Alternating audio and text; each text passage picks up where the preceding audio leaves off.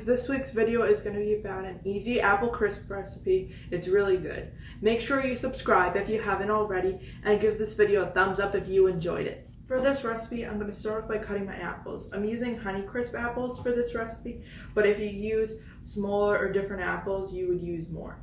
So since these are really big, I only need 3. And I'm going to dice these.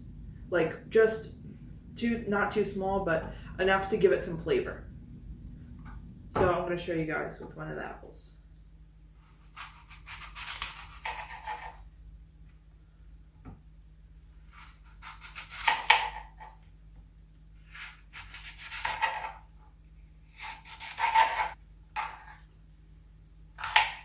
The apple should be about like this size. I don't know if you guys can tell. Once cut, this is what the apple slices should look like. They're cut pretty fine, but not too fine, and they're really good. So we're gonna continue making the filling. First, for the apple crisp, I'm gonna be using the cut up apples. I'm gonna put them in this bowl.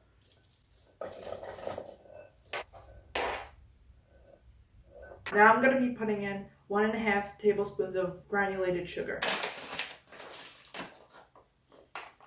I'm going to be using 3/4 teaspoon of cinnamon. This is going to give a lot of flavor. It's really good. I'm going to be using 1/2 tablespoon of lemon juice. This is going to add acidity that is going to help make the recipe not too sweet. Mix this up and set aside. Now I'm going to be making the filling. First, I'm going to use 1/2 cup of brown sugar. Then I'm going to be using 3/4 cup of old-fashioned oats.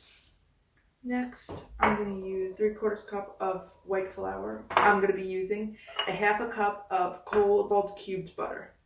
And then I'm going to mix this together. I forgot to add a teaspoon of cinnamon. That's important for this dish. I'm going to be mixing the top mix until the butter is cubed into like very small, almost pea-size amounts. And this is going to give a lot of flavor to the dish. I'm going to be combining both the topping and the apples, and I'm going to be putting it in the dishes. But before I do that, I'm going to set the oven to 350 degrees. And now I'm going to be using these glass Pyrex dishes for the baking. It's a little, so I can see what's happening. I like doing them. They're good. They can go in the oven. So basically what I'm going to do is I'm going to be taking this and kind of just be rubbing it around. Or you could cut a slice, whichever is easier. Just to grease it so that it doesn't stick.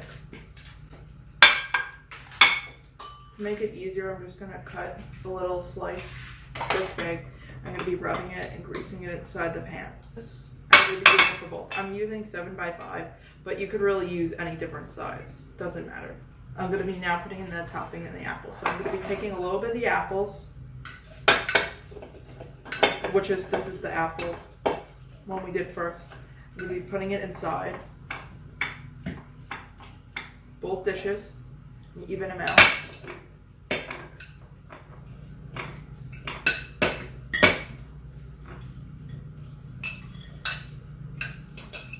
going to be putting the topping over.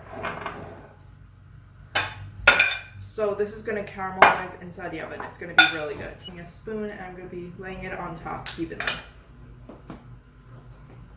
It's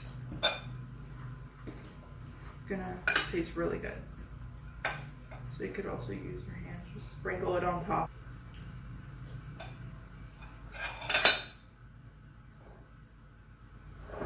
So this is what the apples are going to look like right now, and then once the oven heats up, I'm going to put these in. And I put these in for about 30 to 40 minutes. And you can check to see if everything is caramelized. Apple crisp would look like when it's cooked. I'm going to show you what it's going to look like in a bowl topped with whipped cream. It's really good. It took about 30 minutes to cook. After this bakes, this is what it's going to look like. Now I'm going to show you it prepared with whipped cream and in a small glass bowl. It looks like right now. I just have the apples, the apple crisp, and then I topped it with fresh whipped cream. It's really good. So I'm going to show you guys what it looks like. This is the final product. It's really easy and it's really a good dessert. I love it. This is what the apple crisp looks like right now. It's really good.